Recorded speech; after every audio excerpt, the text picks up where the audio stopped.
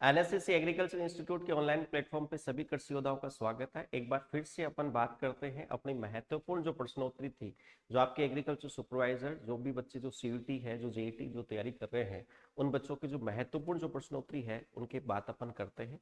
आज का जो फर्स्ट क्वेश्चन रहने वाला है वो क्या रहेगा, तो देखिएगा। सबसे पहला जो क्वेश्चन है वो है आपका, ट्रिटिकेल किसके द्वारा विकसित की गई फसल है, यानी ट्रिटिकेल क्या है, पहले तो उसकी अपन बात करते हैं। तो ट्रिटिकेल क्या है? मानव के द्वारा विकसित की गई प्रथम कृत्रिम फसल है। क्या है आपकी? मानव के द्वारा विकसित की गई क्या है? प्रथम क्या है आपकी फसल है। तो अपन पहले तो इसकी बात करते हैं कि मानव के द्वारा क्या की गई है, विकसित की गई एक आर्टिफिशियल आपकी क्या है, कृत्रिम फसल है ट्रिटिकल, जिसकी अपन बात करते हैं। इसका विकास या विकसित करने का जो काम है वो किसके द्वारा दिया गया था? ऑप्शन आपके फर्स्ट है, इसके अंदर क्या है आपका, डॉक्टर एम एस स्वामीनाथन है। सेकंड आपका जेबी ट्रिपलेट है। नेक्स्ट आपका आशीष दत्ता है। और नेक्स्ट आपका क्या है, रैम्पू नामक के वैज्ञानिक है। ठीक है, तो आपका जो ट्रिटिकेल, जो मानव के द्वारा विकसित की गई जो प्रथम जो कृत्रिम फसल है उसकी अपन बात कर रहे हैं। तो किसके द्वारा विकसित की गई? तो एम एस स्वामीनाथन की अपन बात करें तो देखो, आपका एम एस स्वामीनाथन है, इसको अपन एक तो अपन कहते हैं इसको भारतीय हरित क्रांति का अपन जनक कहते हैं। क्या कहते हैं? आपकी जो भारतीय हरित क्रांति है उसका अपन जनक कहते हैं। इसके अलावा अपन ये कहते हैं कि जैसे सतत हरित क्रांति है, उस सतत हरित क्रांति का जो जनक है वो भी जनक कौन है? आपका डॉक्टर एम एस स्वामीनाथन। इसके अलावा अपन ये कहें कि आपकी सदा बहार जो क्रांति है, उस सदाबहार क्रांति का जो जनक है वो भी कौन है? आपका डॉक्टर एम एस स्वामीनाथन। तो भारतीय हरित क्रांति का जनक, आपके सतत हरित क्रांति का जनक, आपका सदाबहार जो क्रांति है उसका जो जनक है वो किसको अपन कहते हैं? डॉक्टर एम एस स्वामीनाथन को कहते हैं। इसके अलावा अपन और बात करें, जैसे अपन ये कहें कि आपका राष्ट्रीय जो किसान आयोग है, राष्ट्रीय किसान आयोग की अपन बात करें तो किसके लिए, किस उद्देश्य से अपन इसको आयोग को बनाया गया, तो उसकी अपन बात करते हैं। तो मैंने क्या कहा कि राष्ट्रीय जो किसान आयोग है, वो किसान आयोग का जो प्रथम जो अध्यक्ष है, वो अध्यक्ष भी किसको बनाया गया था? डॉक्टर एम एस स्वामीनाथन को। लेकिन ये आयोग बना कब था? तो 2004 में। जो किसान जो क्या है कि अधिक, जैसे मानो अपन क्या है कि किसानों की आत्महत्या को रोकने के लिए इस आयोग को बनाया गया था। जैसे राजस्थान के अंदर भी अपन कहें कि राजस्थान किसान आयोग है, तो उसका जो अध्यक्ष किसको बनाया गया था? तो वो था सावरमल जाट था। लेकिन राष्ट्रीय किसान आयोग का अध्यक्ष की अपन बात करें तो वो 2004 में लागू हुआ था, और इसका प्रथम अध्यक्ष है वो किसको बनाया गया था? Doctor M S Swaminathan. JB triplet की अपन बात करें तो ये क्या है? आपका एक टिलेज आता है जिसको अपन कहते हैं जीरो टिलेज। क्या कहते हैं बेटा जी? जीरो जो टिलेज होता है, जिसको अपन शून्य भू प्रसीकरण अपन कहते हैं। तो आपका जो जीरो टिलेज होता है, उस जीरो टिलेज का जो शब्द अपन कहें, या आप जीरो टिलेज का जो खोजकर्ता अपन कहें, तो किसको कहते हैं अपन? जेबी ट्रिपलेट को कहते हैं। जीरो टिलेज क्या कहता है कि इसमें आपको प्राइमरी जो टिलेज होता है, जैसे अपन प्राथमिक जो टिलेज की अपन बात करें, तो प्राथमिक टिलेज का इसमें उपयोग नहीं किया जाता। इसमें केवल बुआई करने के लिए केवल और केवल किसका उपयोग करते हैं अपन? जो सेकेंडरी जो टिलेज होता है, या जो आपका द्वितीयक जो भू प्रशिक्षण की जो क्रियाएं होती हैं, उन क्रियाओं का क्या किया जाता है? उपयोग किया जाता है। किसके अंदर? जीरो टिलेज के अंदर। लेकिन बात ये की जाए सर, प्राइमरी टिलेज का अपन उपयोग नहीं करेंगे। आप किसी भी फसल की आप बुआई करते हो तो बुआई करने से पहले आप ये मानो कि तैयारी नहीं करेंगे, अपन जुताई वगैरह नहीं करेंगे, तो खरपतवार वगैरह जो नष्ट है वो कैसे होंगे? तो इसके अंदर क्या करते हैं कि जीरो टिलेज के अंदर अपन खरपतवारों को नियंत्रण करने के लिए अपन क्या करते हैं?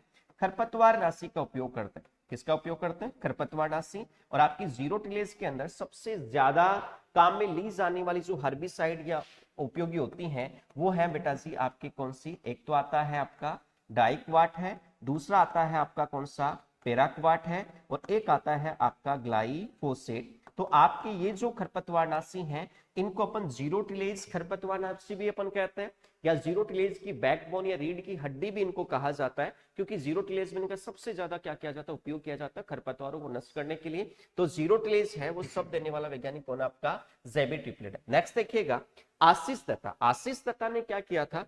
तो आशीष दत्ता की अपन बात करें तो एक आपका आलू आता है।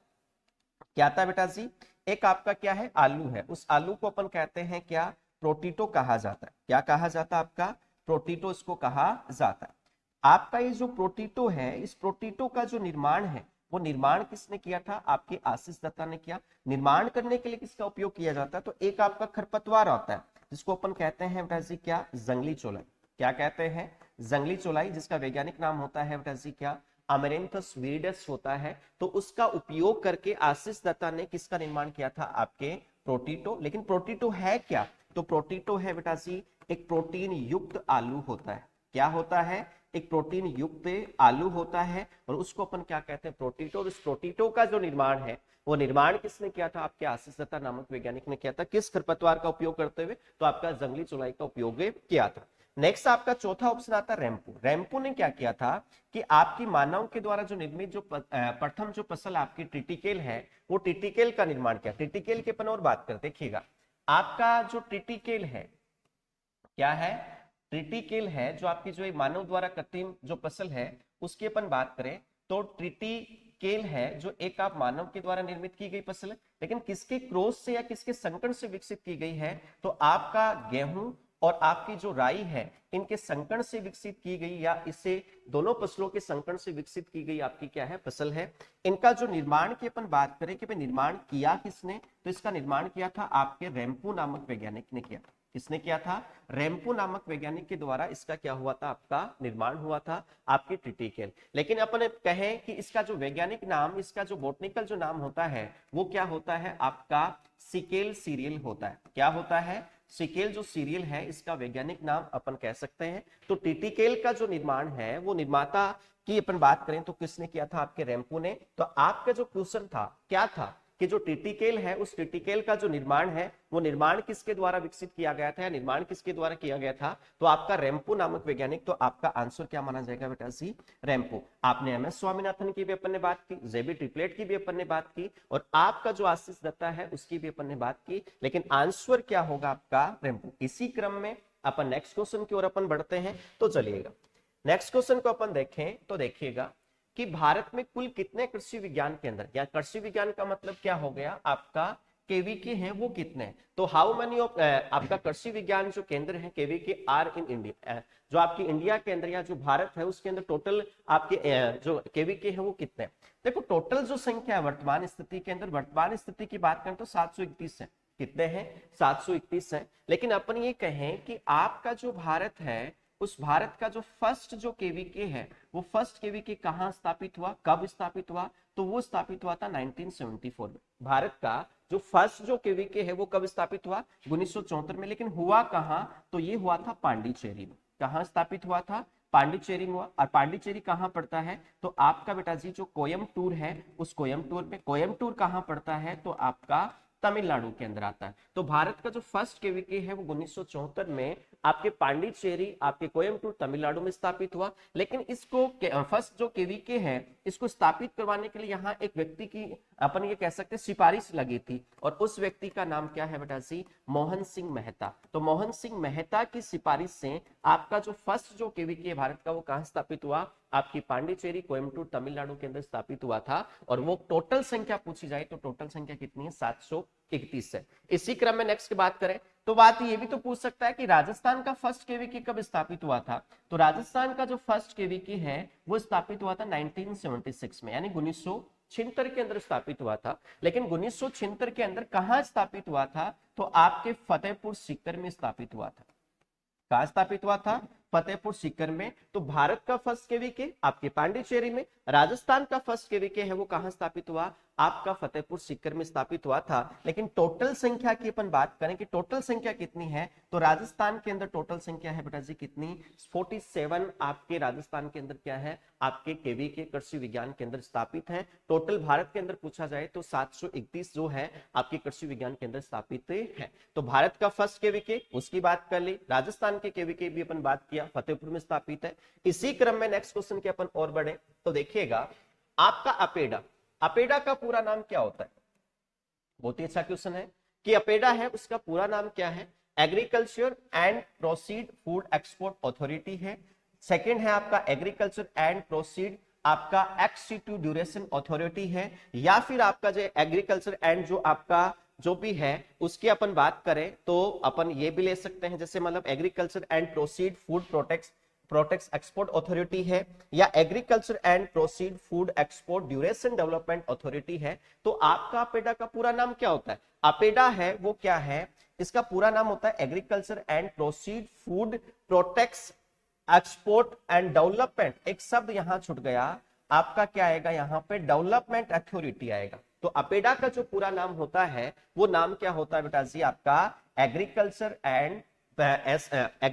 And proceed food products. आपका जो एक्सपोर्ट डेवलपमेंट जो अथॉरिटी है वो क्या होता है, पूरा नाम इसका होता है। तो इसका पूरे नाम की अपन बात करें तो क्या होगा आपका, agriculture and proceed food products export development authority है, वो इसका क्या होता है बेटा जी, पूरा नाम में होता है। चलिए इसी के क्रम में अपन नेक्स्ट क्वेश्चन के ऊपर और अपन बात करते हैं। भारत का, अभी थोड़ी देर पहले अपन ने क्वेश्चन की बात की थी कि जैसे भारत में कुल टोटल जो कृषि विज्ञान केंद्र है उसकी टोटल संख्या कितनी है, तो वहीं से अपन ने कहा था कि भारत का जो फर्स्ट जो केवीके है वो कब और कहां स्थापित हुआ था। वही क्वेश्चन पूछ लिया कि भारत का पहला कृषि विश्वविद्यालय है वो कब स्थापित हुआ था, और केवीके की अपन ने भी बात कर ली। तो फर्स्ट जो कृषि विज्ञान आपका कृषि विश्वविद्यालय एग्रीकल्चर, जो इंडिया की जो फर्स्ट जो एग्रीकल्चर यूनिवर्सिटी है वो कब और कहां स्थापित हुई उसकी अपन बात करते हैं। देखिएगा आपका जो भारत का जो पहला कृषि विश्वविद्यालय है वो कहां और कब स्थापित हुआ, तो वो स्थापित हुआ था बेटा जी 1960 में। अब 60 की तो बात कर ली, 1960 में कहां हुआ और भारत का पहला जो कृषि विश्वविद्यालय है उसका नाम क्या है उसकी भी अपन बात करते हैं। तो भारत का जो पहला कृषि विश्वविद्यालय है उसका पूरा नाम होता है गोविंद वल्लभ, क्या है, गोविंद वल्लभ पंत कृषि एवं प्रौद्योगिकी, क्या होता है, प्रौद्योगिकी आपका विश्वविद्यालय, क्या है बेटा जी, विश्वविद्यालय। आपका जो फर्स्ट जो आपका कृषि विश्वविद्यालय की अपन बात करें तो विश्वविद्यालय कौन सा आपका, तो आपका गोविंद वल्लभ पंत कृषि एवं प्रौद्योगिकी विश्वविद्यालय या Govind Vallabh Pant agriculture and technology university है, वो आपका पहला क्या है, भारत का पहला कृषि विश्वविद्यालय स्थापित हुआ था। लेकिन हुआ कहां, तो 1960 में हुआ कहां पर, तो आपके पंतनगर में स्थापित हुआ था बेटा जी। कहां स्थापित हुआ, पंतनगर। लेकिन 1965 में ऐसा क्या हुआ था उसकी भी अपन बात कर ले। तो 1965 की अपन बात करें तो आपके 1965 के अंदर देखिएगा आपका जैसे अपन कहते हैं कि आईसीआर है, क्या है बेटा जी, आईसीएआर है। तो आईसीएआर का जो प्रथम महानिदेशक है, क्या है, प्रथम महानिदेशक है, वो किसको बनाया, तो वो है बेटा जी आपके डॉक्टर बीपी पाल। कौन है, आपके डॉक्टर बीपी पाल है। आपका प्रथम अध्यक्ष की अपन बात करें तो प्रथम अध्यक्ष किसको बनाया गया था, तो अध्यक्ष की अपन बात करें तो हबीबुल्ला, क्या है, आपका हबीबुल्ला। हबीबुल्ला की अपन बात करें तो पूरा नाम खान बहादुर सर मोहम्मद हबीबुल्ला इसका क्या होता है, पूरा नाम होता है। नेक्स्ट अपन 1965 में और बात करें तो 1965 के अंदर आपके जैसे एनडीडीबी अपन पढ़ते हैं, एनडीडीबी का पूरा नाम क्या होता है, नेशनल डेयरी डेवलपमेंट जो बोर्ड है उस है कहां पर, तो ये अपर का कहां है बेटा जी, आनंद गुजरात में स्थित है। लेकिन आपकी आनंद गुजरात के अंदर बात करें तो आपकी स्थापना कब हुई, तो इसकी 1965 के अंदर इसकी क्या हुई थी, स्थापना हुई थी। उसके बाद 1974 के अंदर तो आपके भारत का जो फर्स्ट जो केवीके है वो फर्स्ट केवीके कहां स्थापित हुआ, आपकी पांडिचेरी तमिलनाडु, आपके कर्नाटक तमिलनाडु में स्थापित हुआ। उसके बाद 1976 की अपन बात करें तो आपका राजस्थान है, उस राजस्थान का जो फर्स्ट केवीके है वो फर्स्ट केवीके कहां स्थापित हुआ था बेटा जी, 1976 में फतेहपुर आपकी सीकर में स्थापित हुआ। लेकिन भारत का पहला कृषि विश्वविद्यालय कब स्थापित हुआ था, 1960 में। कौन सा, गोविंद वल्लभ पंत कृषि एवं प्रौद्योगिकी विश्वविद्यालय। लेकिन ये पूछ लिया जाए कि राजस्थान का पहला कृषि विश्वविद्यालय कहां और कौन सा स्थापित हुआ था, तो आपका जो एसकेआरयू है, आपका जो एसकेआरयू है वो बीकानेर में स्थित है, क्या है बेटा जी, एसकेआरएयू जो यूनिवर्सिटी है जो बीकानेर में स्थित है, तो वो सबसे पहले राजस्थान का पहला आपका कृषि यूनिवर्सिटी था। तो स्वामी केशवानंद राजस्थान एग्रीकल्चर यूनिवर्सिटी है बीकानेर में सबसे पहले स्थापित हुआ था राजस्थान में। और भारत का पूछा जाए तो आपका कहां स्थापित हुआ था, पंतनगर। चलिए इसी क्रम में नेक्स्ट क्वेश्चन की अपन और बढ़े। देखिएगा निम्न में से कौन सा जोड़ा सही नहीं है, आपको जोड़ा दिए गए हैं, आपके चार ऑप्शन दिए गए, इनमें से कौन सा सही नहीं है आपको वो पहचानना है। तो देखिएगा फर्स्ट ऑप्शन है कि राष्ट्रीय बीज मसाला अनुसंधान जो केंद्र है वो उदयपुर में स्थित है, फर्स्ट ऑप्शन ये है आपका। सेकंड है केंद्रीय शुष्क बागवानी संस्थान है, बीकानेर है, वो है आपका। अखिल, क्या है बेटा जी, अखिल भारतीय बाजरा अनुसंधान केंद्र जोधपुर में स्थित है आपका। सरसों अनुसंधान निदेशालय भरतपुर में है। तो ऐसा कौन सा जोड़ा है जो आपका गलत है, ठीक है। देखो भाई सरसों अनुसंधान केंद्र तो आपका जैसे अपन कहते हैं कि बेटा जी सेवर भरतपुर में ही है आपका, ठीक है। और यहीं से आपकी सरसों की जो प्रथम संकर किस्म क्या है, सरसों की आपकी प्रथम जो संकर किस्म है वो संकर किस्म भी विकसित की गई थी। ठीक है, NRCHP 506 है जो आपकी क्या है, प्रथम संकर किस्म है जो 2009 में डेवलपमेंट की गई थी सेवर बलपुर से। आपके 2012 के अंदर जो कृषि पर्यवेक्षक का पेपर हुआ था उसके अंदर पूछा भी गया था कि सरसों की जो प्रथम जो संकर किस्म है वो कब और कहां से, तो 2009 में सेवर बलपुर से क्या की गई थी, विकसित की गई थी।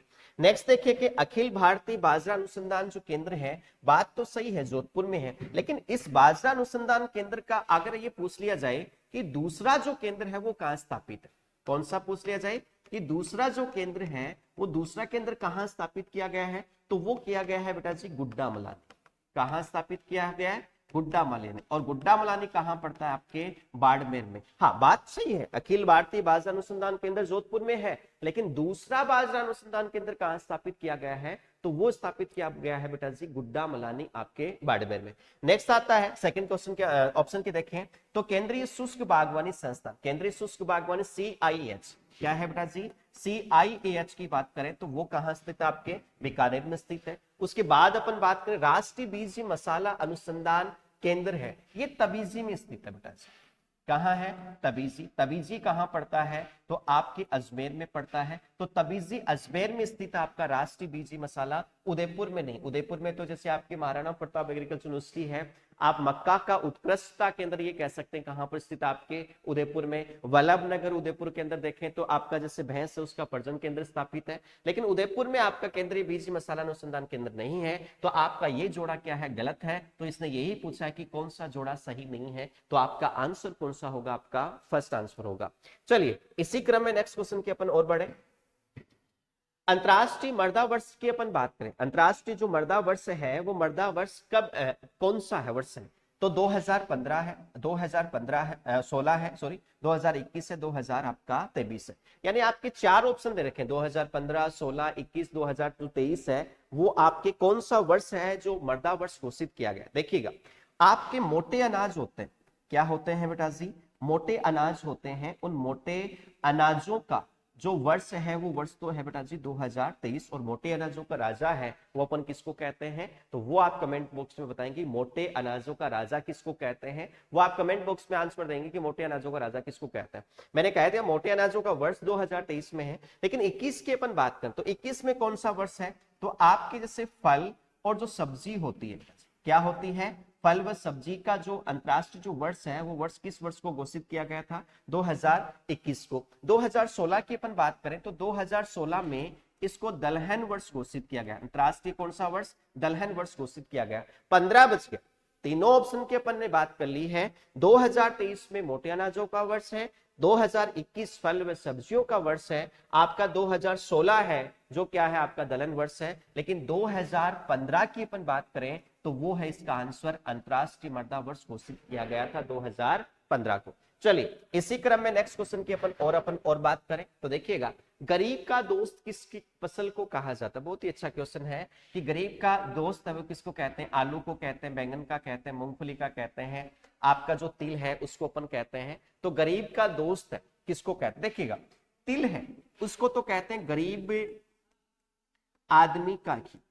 किसका कहते हैं, गरीब आदमी का घी कहा जाता। अब घी क्यों कहते हैं, तो जितने भी आपकी तिलहनी जो फसलें हैं उन सभी तिलहनी फसलों के तेलों में सबसे ज्यादा जो ऊर्जा है, वो ऊर्जा देने वाला जो तेल हो वो कौन सा होता है, तिल है, जिसको खाने के रूप में भी अपन काम में लेता है। तो इसलिए इसको अपन कहते हैं बेटा जी क्या, गरीब आदमी का घी भी कहा जाता है। और इसके तेल के अंदर सीसेमोल पाया जाता है। आपका जो तिल का जो तेल होता है उस तेल के अंदर क्या पाया जाता है, सीसेमोल पाया जाता है। और सीसेमोल क्या करता है, इसके तेल को लंबे समय तक क्या करता है, सुरक्षित रखने का काम करता है। इसके तेल में ओलिक अम्ल भी होता है, क्या होता है बेटा जी, ओलिक अम्ल भी इसके अंदर पाया जाता है। ठीक है, नेक्स्ट आते हैं मूंगफली पर। मूंगफली के ऊपर बात करें तो आपकी जो मूंगफली है इसको गरीब आदमी का क्या कहते हैं बेटा जी, गरीब आदमी का बादाम भी कहा जाता है। क्या कहा जाता है, बादाम। यानी आपकी बादाम की तरह मूंगफली होती, तो आपके जो गरीब आदमी का जो बादाम है वो अपन किसको कहते हैं, आपकी मूंगफली को कहा जाता है। ठीक है, हाँ मूंगफली के अंदर अपन प्रोटीन की अपन बात करें तो प्रोटीन होता कितना है, तो 26% इसके अंदर क्या होता है, प्रोटीन होता है। चलिए इसी के क्रम में अपन नेक्स्ट बात करें बैंगन की, ब्रिंजल की। तो बैंगन क्या होता है, इसको अपन गरीब आदमी या गरीब आदमी की सब्जी भी कहते हैं। क्या कहते हैं, गरीब आदमी की सब्जी भी कहते हैं, या इसको अपन क्या कहते हैं बेटा जी, एग प्लांट भी कहा जाता है। क्या कहा जाता है, एक प्लांट के नाम से भी इसको जाना जाता है। लेकिन गरीब आदमी का दोस्त किसको कहते हैं, तो वो किसको कहा जाता है, आलू को। और इसी आलू को आपकी वेजिटेबल या सब्जियों का क्या कहा जाता है, राजा भी कहा जाता है। क्या कहा जाता है, राजा भी कहा जाता है। किसको, आपके आलू को। लेकिन सब्जियों की रानी की बात की जाए तो वो किसको कहते हैं, वो कहते हैं अपन मटर को कहा जाता है। तो गरीब का दोस्त आलू है, उसी को अपन क्या कहते हैं, सब्जियों का राजा। लेकिन रानी किसको कहते हैं अपन, मटर। लेकिन गरीब आदमी की सब्जी की बात की जाए तो वो है आपकी कौन सी, आपकी बैंगन। इसी क्रम में अपन नेक्स्ट क्वेश्चन की अपन बात करें तो देखिएगा, ऑक्सी अल्फा टॉक्सिन क्या है आपका, एक रासायन दे रखा है विषैला पदार्थ। आपका अल्फा टॉक्सिन नामक जो विषैला जो पदार्थ है वो किस फसल में पाया जाता है। आपकी फर्स्ट ऑप्शन है इसके अंदर, जैसे सोयाबीन है, आपकी मूंगफली है, आपकी कुसुम है, और आपकी क्या है, तिल है। चार ऑप्शन आपके दे रखे हैं। तो इसमें पूछ रखा है कि अल्फा टॉक्सिन जो विषैला नामक जो पदार्थ है वो होता तो मूंगफली में, और इसी अल्फा टॉक्सिन के कारण मूंगफली के अंदर क्या होता है बेटा जी, कड़वापन होता है। जैसे आप मूंगफली खाते हो तो ऐसा कुछ दाना आता है कि उसके कारण क्या होता है, उसमें दाने में कड़वापन आता है। वो कड़वापन किसके कारण होता है, अल्फा टॉक्सिन।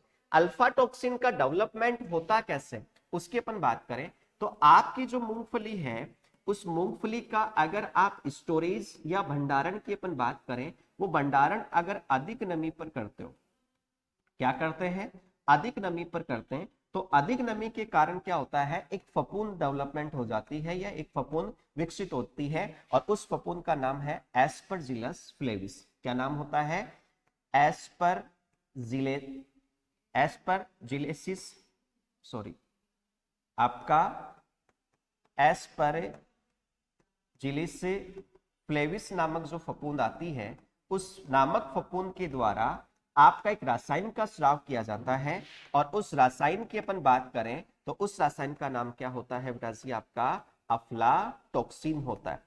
तो आपकी जो एस्परजिलस जो नामक जो फफूंद होती है, वो फफूंद क्या करती है, आपके अफ्लाटॉक्सिन नामक जो रासायन है उसका स्राव करती है। और उसी रासायन के कारण आपके दानों में क्या उत्पन्न हो जाता है, कड़वापन। और लेकिन ये उत्पन्न होता क्यों है, लेकिन अपन क्यों क्या करते हैं कि मूंगफली का जो स्टोरेज या जो भंडारण है वो क्या करते हैं, अधिक नमी पर करते हैं। तो अधिक नमी के कारण उसमें डेवलपमेंट होती है फंगस, एस्परजिलस फ्लेविस नामक फफूंद। और वो फफूंद क्या करती है, आपके अल्फा टॉक्सिन नामक रासायन का निर्माण करती है, जिसके कारण क्या होता है, आपके दानों में कड़वापन उत्पन्न हो जाता है। बाकी अपन बात करें जैसे सोयाबीन है, तो आपकी जितनी भी आपकी दलहनी फसलें हैं, आप इसको अपन ये भी कह सकते हैं कि ये तिलहनी फसल है, क्योंकि आपकी जो सोयाबीन की जो फसल है, उस फसल का, या अपन सोयाबीन की जो दाल की अपन बात करें तो इसको दाल के रूप में अपन काम में नहीं ले सकते। क्यों नहीं रख सकते, क्योंकि सोयाबीन के अंदर क्या होता है, एक तो इनहिबिटर नामक जो रासायन पाया जाता है, और एक आपका एंजाइम होता है। वो क्या करते हैं, जैसे आप इसकी दाल को गर्म करोगे तो ये गर्म पानी के अंदर क्या हो जाती है, घुल जाती है। लेकिन इसके बीजों के अंदर क्या होता है, तेल होता है। तेल होता कितना है,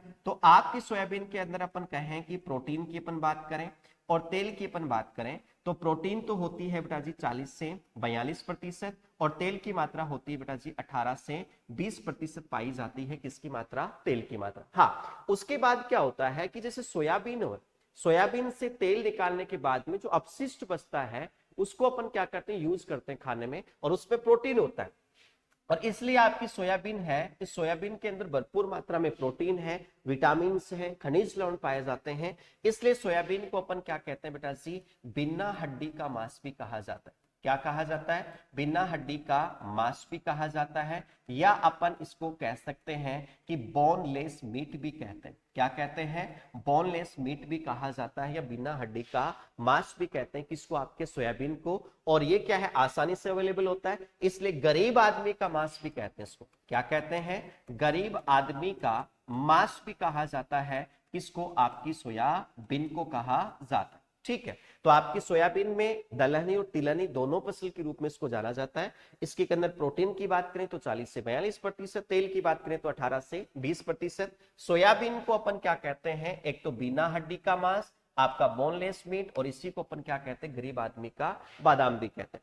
नेक्स्ट देखो, आपका जो कुसुम दे रखा है, कुसुम की अपन बात करें तो आपकी जितनी भी तिलहनी जो फसलें होती हैं, उन सभी तिलहनी फसलों में सबसे ज्यादा फूफा का मतलब क्या होता है बेटा जी, पॉली अनसैचुरेट फैटी एसिड, यानी ऐसी तिलनी फसलें जिनमें सबसे ज्यादा पूफा होगा या आपका पॉली अनसैचुरेट फैटी एसिड पाए जाएंगे, तो वो क्या करते हैं, कोलेस्ट्रॉल की मात्रा को नहीं बढ़ाते, कम बढ़ाते हैं। इसलिए अपन क्या कहते हैं, सबसे ज्यादा जो पूफा की मात्रा है वो किस में पाई जाती है, कुसुम में। पाई कितनी जाती है, तो 78% पाई जाती है। इसलिए कहा जाता है कि हृदय रोगियों के लिए सबसे जो अच्छा जो तिल आपका तिलनी फसल का जो तेल है वो किसका माना जाता है, आपका कुसुम का माना जाता है। तिल की अपन बात करें तो अपन थोड़ी देर पहले भी कहा था कि तिल के तेल को अपन गरीब आदमी का क्या कहते हैं, घी भी कहते हैं। क्यों? क्योंकि सबसे ज्यादा जो ऊर्जा की अपन बात करें तो वो किसके तेल से मिलती है, आपके तिल के तेल से। इसलिए गरीब आदमी का जो घी है वो किसको अपन कहते हैं, तिल को कहा जाता है। लेकिन अल्फाटॉक्सिन जो नामक जो विषैला जो पदार्थ है वो किसमें पाया जाता है, आपकी मूंगफली में। निर्माण कैसे होता है, अधिक नमी पर भंडारण करने से एस्परजिलस नामक जो फ्लेविस नामक जो फफूंद है वो फफूंद क्या करती है, आपके अफ्लाटॉक्सिन का स्राव करती है, और स्राव करने के कारण उनके दानों में क्या उत्पन्न होता है, कड़वापन उत्पन्न होता है। इसी क्रम में अपन नेक्स्ट क्वेश्चन के अपन और बढ़े तो देखिएगा, प्याज है, उस प्याज में तीखेपन के लिए उत्तरदायी होता है कि प्याज के अंदर जो तीखापन होता है वो तीखापन होता किसके द्वारा है। ऑप्शन आपके क्या, आपके आइसोथायोसाइनेट है, एलाइल प्रोपाइल डाइसल्फाइड है, डाई एलाइल डाइसल्फाइड है, या आपका क्यूरेसिटीन है। क्या है बेटा सी, क्यूरेसिटीन। चार ऑप्शन आपको दिख रहे हैं। तो प्याज में जो तीखापन की अपन बात करें, किसकी बात करें, आपका जैसे प्याज है उस प्याज में तीखेपन की अपन बात करें तो तीखापन होता किसके द्वारा है, तो तीखापन होता है बेटा जी आपका एलाइल प्रोपाइल डाई सल्फाइड के कारण। किसके कारण होता है, एलाइल प्रोपाइल डाई सल्फाइड। इसके कारण प्याज में क्या होता है, तीखापन। लेकिन प्याज का रंग कैसा होता है, लाल होता है। लाल रंग आपको पूछ लिया जाए किसके कारण होता है, तो इसमें एक वर्णक होता है जिसको अपन कहते हैं बेटा जी एंथोसाइनिन वर्णक। इस एंथोसाइनिन वर्णक के कारण क्या होता है, लाल। लेकिन प्याज का जो पीला रंग होता है वो पीला रंग किसके कारण होता है, वो होता है बेटा जी क्यूरेसिटीन के कारण होता है। किसके कारण होता है, क्यूरेसिटीन। तो प्याज का पीला रंग क्यूरेसिटीन, लाल रंग है वो किसके द्वारा होगा, एंथोसाइनिन। आपके तीखेपन की अपन बात करें तो एलाइल प्रोपाइल डाई सल्फाइड के द्वारा इसका क्या होता है, तीखापन होता है। लेकिन आपको ये पूछ लिया जाए कि प्याज के अंदर जो तीखापन होता है उस तीखेपन को बढ़ाने वाला जो तत्व है वो तत्व है कौन सा, तो वो तत्व आता है बेटा जी कौन सा, आपका सल्फर तत्व आता है। लेकिन बाकी आपके ऑप्शन और दे रखे हैं, जैसे आपकी क्यूरेसिटीन की अपन ने बात कर ली कि क्यूरेसिटीन के कारण प्याज का कैसा रंग होता है, आपका पीला होता है। आपका लाल रंग की अपन बात करें तो भाई एंथोसाइनिन के कारण होता है। लेकिन ऑप्शन और बच गए, एक तो आइसोथायोसाइनेट आपका एलाइल प्रोपाइल डाइसल्फाइड है, आपका जैसे डाई एलाइल डाइसल्फाइड है। तो डाई एलाइल डाइसल्फाइड क्या होता है, आपके लहसुन में पाया जाता है। तो लहसुन में जो तीखापन होता है वो तीखापन होता किसके कारण होता है तो वो होता है बेटा डाई एलाइल डाइसल्फाइड के कारण होता है। आइसोथायोसाइनेट की अपन बात करें तो आपकी जो मूली होती है उस मूली में जो तीखापन होता है वो तीखापन किसके कारण होता है, आइसोथायोसाइनेट के कारण होता है। तो लहसुन में तीखापन डाई एलाइल डाइसल्फाइड, और मूली में जो तीखापन होता है वो किसके कारण होगा, आपके आइसोथायोसाइनेट। आपकी जैसे अपन ने थोड़ी देर पहले अभी बात की, जैसे मूली है, आपका जैसे लहसुन है, ठीक है, और आपका जैसे प्याज है, इन तीनों के अंदर क्या कॉमन देखा, जैसे आप साइनेट देख रहे हो, आप सल्फाइड देख रहे हो, इसमें भी सल्फाइड देख रहे हो, ये सारे के सारे जो उत्पाद आप देख रहे हो ये सारे के सारे जो उत्पाद हैं वो क्या है, सल्फर तत्व के उत्पाद होते हैं। इसलिए आपका प्याज, लहसुन और मूली में जो तीखापन को बढ़ाने वाला जो तत्व होता है वो तत्व कौन सा होता है बेटा जी, आपका सल्फर तत्व होता है। तो आंसर क्या माना जाएगा इसका, डाई एलाइल आपका sorry allyl propyl di sulphide इसका माना जाएगा। तो प्याज में तीखापन होता है इसके कारण, डाई एलाइल डाई सल्फाइड के कारण जो तीखापन होता है वो किसके कारण होगा, आपके लहसुन के द्वारा। चलिए इसी क्रम में नेक्स्ट क्वेश्चन की अपन बात करते हैं। तो आपके इस क्वेश्चन की बात हो गई। नेक्स्ट क्वेश्चन देखिएगा, वायु की दिशा को मापने के लिए उपकरण कौन सा काम लेते हैं। देखिएगा आपकी वायु की दिशा की अपन बात करें, जैसे वायु है, ठीक है, तो अपन कहें कि दिशा मापने के लिए कौन सा उपकरण, तो इसके लिए उपकरण काम लेते हैं विंड वेन। कौन सा काम लेते हैं, विंड वेन। मैं कहूं कि इसकी गति को मापना है तो गति को मापने के लिए आप काम में लेते हो एनीमोमीटर। कौन सा, एनीमोमीटर उपकरण काम में लेते हो। मैं कहूं कि गति और दिशा मेरे को तो दोनों एक चीज से मापनी है तो इनको दोनों को मापने के लिए अपन काम लेते हैं बेटा जी विंड स्कूप काम में लेते हैं। क्या काम लेते हैं, विंड स्कूप। तो आपकी वायु की दिशा आपको मापनी है तो विंड वेन, आपको गति मापनी है तो एनीमोमीटर, लेकिन दोनों ही साथ में मापनी है तो दोनों को मापने के लिए कौन सा उपकरण काम लिया जाता है? आपका विंड स्कोप। तो एनीमोमीटर की भी बात कर ली, विंड वैन की बात कर ली, विंड स्कोप, लेकिन बैरोमीटर किसके काम में आता है? तो बैरोमीटर क्या है? आपका जो वायु है उस वायु के दाब को मापने के लिए काम में लिया जाता है, या अपन कह सकते हैं प्रेशर, जो दाब होता है उसको मापने के लिए काम में कौन सा लिया जाता है? आपका बैरोमीटर। लेकिन क्वेश्चन क्या था कि दिशा को मापने के लिए, तो इसने गति नहीं पूछी, आपकी गति और दिशा दोनों नहीं पूछा, इसने पूछा है कि दिशा मापने के लिए, तो दिशा मापने के लिए अपन कौन सा काम लेते हैं? Wind vane. लेकिन आपको क्वेश्चन ये सब पूछ लिया जाए कि गति मापने के लिए, तो मैंने अपन यहां कर लिया, अपन डिस्कस कि एनीमोमीटर गति को मापता है, दिशा को मापने के लिए विंड वैन, दोनों को मापने के लिए कौन सा होगा? आपका विंड स्कूप होगा। तो ये थी आज के जो महत्वपूर्ण जो प्रश्न थे, उनके अपन ने सारी डिटेल से अपन ने बात की। इसी क्रम में अपन नेक्स्ट जो नए क्वेश्चन है वो नई क्लास में अपन बात करेंगे। आज के लिए धन्यवाद।